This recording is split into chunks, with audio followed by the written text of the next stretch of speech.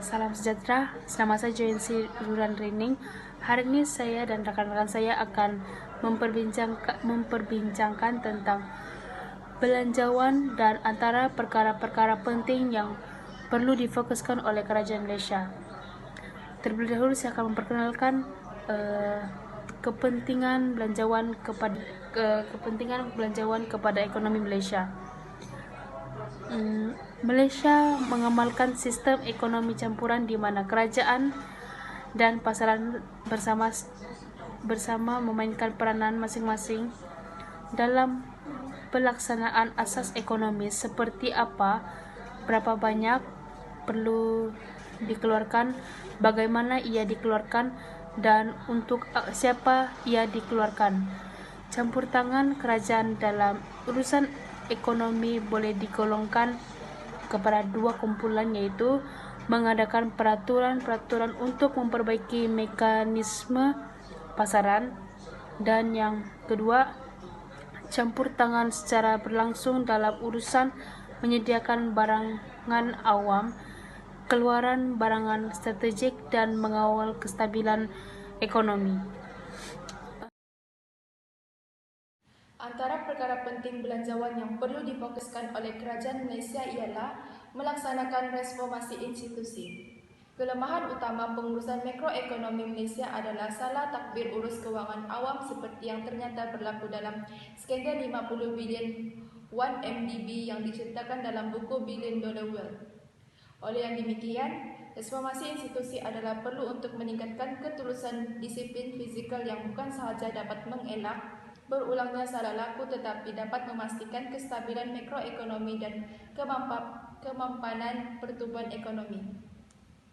Strategi yang pertama memperkukuhkan pengurusan fizikal. Yang pertama, kerajaan persekutuan telah mengstruktur semula pendekatan belanjawan melalui zero-based budgeting, iaitu seperti belanjawan berasaskan sifar belanjawan.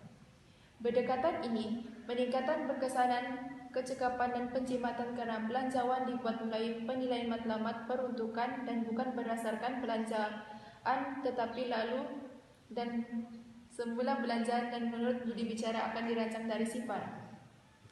Yang kedua, kerajaan akan membentangkan Akta Kebertanggungjawaban Fizikal atau Fiscal Responsibility Act pada 2021 untuk mengelakkan pembelanjawan yang tidak terkawal dan menyebabkan hutang yang sangat besar.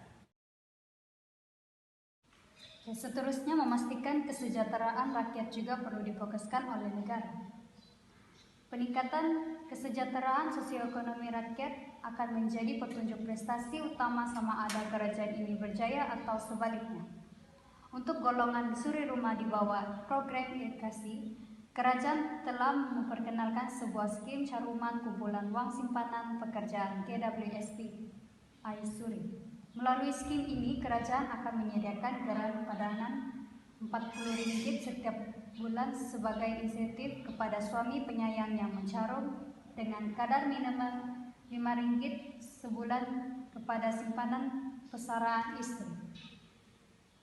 Sebanyak 45 juta diperuntukkan untuk skim ini. Selain itu, bagi menstabilkan bekalan dan menyeragamkan harga barangan keperluan asas, terutamanya Sabah di Sarawak, kerajaan akan memperuntukkan sebanyak 150 juta.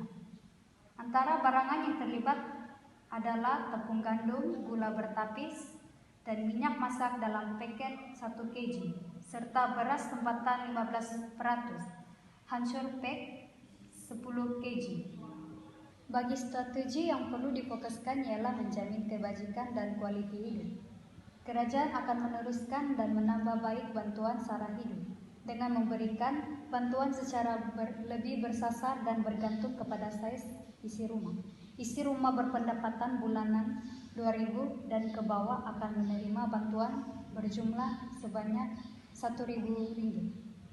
Kerajaan akan memperkenalkan kadar tambahan DSH sebanyak 120 untuk setiap anak berumur 18 tahun ke bawah terhad kepada 4 orang anak, kecuali anak OKU yang tidak dihadkan umur mereka.